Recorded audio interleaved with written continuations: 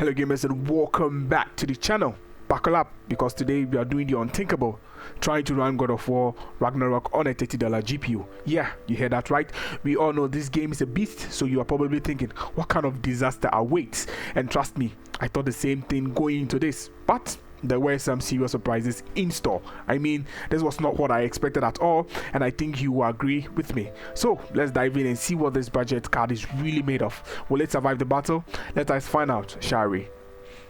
The $30 card, of course, being the GTX 960, NVIDIA's mid-range champ from 2015 with a 1024 CUDA cores, a 1127 MHz base clock speed, and up to 2GB of DDR5 VRAM. Though there are 4 VRAM versions of this, the one we have here is simply the 2GB VRAM. This card once packed a serious punch for 1080 gaming, but here we are in 2024. Can it still keep up in modern titles? Let us find out, shall we? For those specs, chances out there on the screens are the current system configuration we'll be using for this benchmark. Running God of War Ragnarok at 720p low settings natively with no performance boosting technology like FSR, the frame rates range from 22 to 20 FPS, staying mostly around 25. Honestly, that's not too bad for a $30 GPU. Even more impressive, the textures remained sharp despite the lower settings and resolution, and gameplay was surprisingly smooth. We experienced no inputs, delays or screen tearing, making the overall experience much better than expected. If you thought that was surprising, just wait, there's more to uncover. Hit that subscribe button and stick around as we dive into just how much more this budget card can really handle in 2024.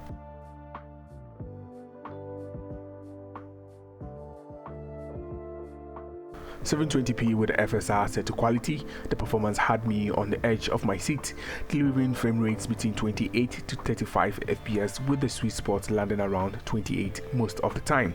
This range kept the gameplay engaging, and surprisingly the textures were still sharp, enhancing the visual experience. Despite being a budget GPU, the overall gameplay felt smooth with no significant input lag or screen tearing. However, there were occasional frame dumps during more intense scenes, reminding us that the card was being pushed to its limit. Even so, FSI managed to strike a decent balance between performance and visual fidelity, allowing for a solid experience while showcasing the potential of this affordable option for budget ballers like ourselves.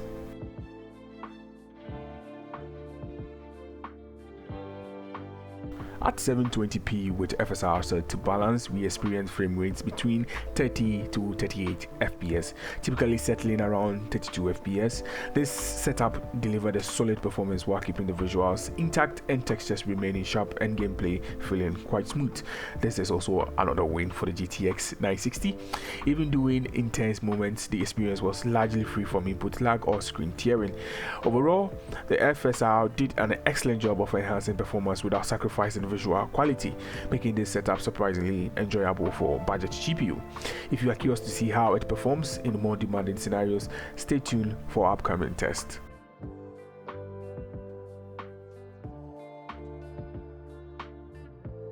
Again, at 720p with FSR set to performance, we recorded frame rates between 48 and 53 FPS with a noticeable improvement that kept the gameplay fluid and responsive.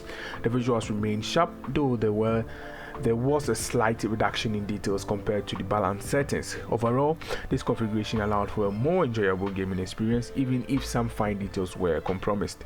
If you are looking for a smoother performance on a budget GPU, FSR performance does a commendable job of striking that balance. Don't miss out.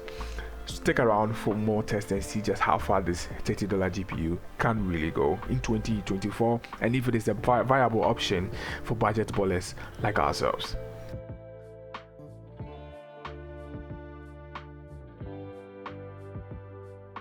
Now here is a bit of a letdown compared to our previous testing. At 720p with the FSR set to ultra performance, the results were a bit disappointing, with frame rates dropping to and between 35 and 40 frames. While we hoped for a smoother experience, the textures took a hit as well, becoming noticeably less detailed compared to the performance settings. This setup felt like a step backwards, sacrificing both frame rates and visual quality. If you are aiming for the best performance without sacrificing too much details, you might want to stick with performance settings instead. Curious about how this GPU fares in other scenarios? Stay tuned and like the video. It really helps out the channel and it kind of pushes the video out to other people that also need it. I really appreciate you guys watching this far. Thank you.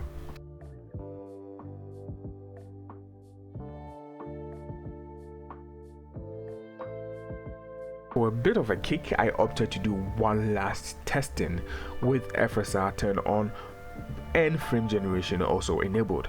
We found the best of both worlds, good frame rates and improved graphics. The performance ranged between 30 to 40 frames, delivering a smooth gameplay experience. Additionally, the details were impressive, enhancing the overall visual quality without compromising performance much. This combination allowed us to enjoy a more immersive experience, striking a great balance between fluidity and aesthetics. It's a solid option for those looking to maximize their gaming without breaking the bank. Again, for the budget ballers.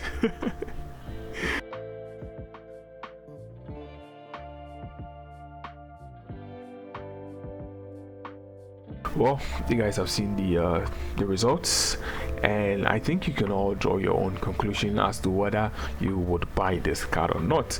But in my personal humble opinion, if you are looking for a budget-friendly setup that offers both decent frame rates and solid visuals, this configuration is a great choice. That is, if you are loose on cash.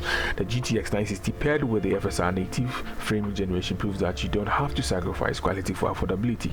Overall, it's a testament to how effective performance enhancing technologies can be in maximizing the potential of older hardware. That being said, always all I'm trying to say is, if you have an older hardware but it still gets the job done for the kind of games you want to play, I don't think there is any need for you to upgrade it, unless perhaps you really want to upgrade it. And with that, I think we are done for the video. I am truly grateful for each and everyone that stick around that far. Please stick around for more, and see you on the next one. Cheers.